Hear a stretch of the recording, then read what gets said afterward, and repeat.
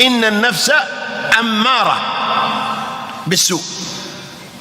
طيب ماذا أصنع مع نفسي وهي التي بين جنبي؟ أخالفها،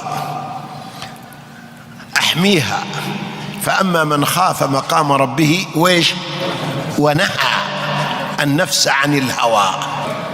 هذه النفس إن كانك ضعيف هزيل، تحب الحرام، تحب الزنا، تحب الغنى، تحب الأفلام، تحب المسلسلات، تبغى تدخل في الجوال وتشوف المناظر القذرة والخبيثة وتصك عليك الباب وتستخفي من الناس ولا تستخفي من الله، أنت نفسك أهلكتك.